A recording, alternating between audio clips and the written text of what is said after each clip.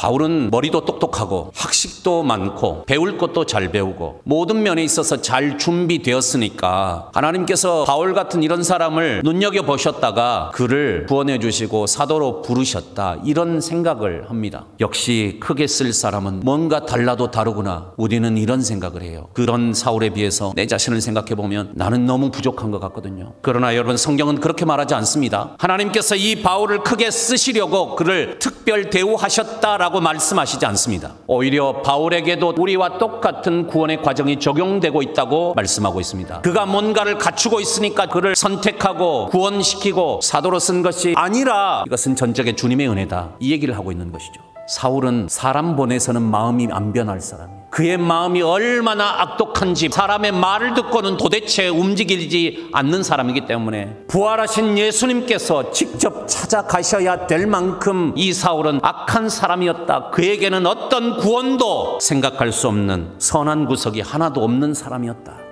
성경은 장면을 조금 바꿔서 다메섹에 살고 있었던 아나니아라고 하는 이 제자에 대해서 언급하고 있습니다. 예수님께서 아나니아에게 집가라 하는 거리로 가봐라. 유다의 집이 있는데 거기에 사울이 있을 거다. 아나니아가 안수하면서 이렇게 말했죠. 예수께서 너를 다시 보게 하시고 예수께서 너로 성령으로 충만하게 하신다. 그러자 즉시 사울의 눈에서 비늘 같은 것이 벗겨져서 그는 다시 보게 되었다 말씀합니다.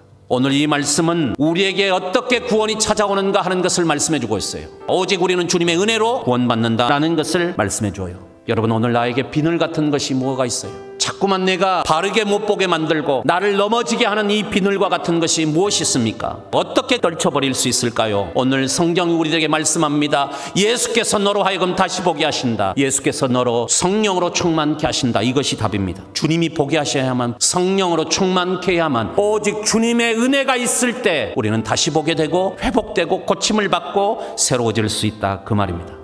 여러분이 오늘 끊어야 되는데 못 끊은 것이 있다면 한 가지만 딱 하세요. 주님의 은혜를 구하세요.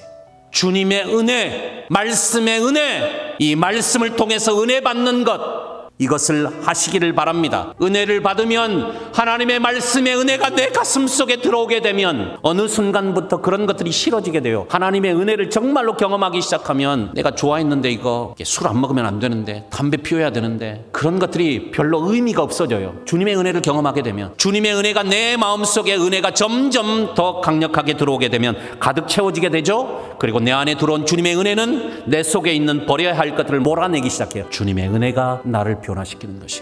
하나님 앞에 오늘 여러분이 뭘 하시겠습니까? 다른 것 하려고 하지 마십시오.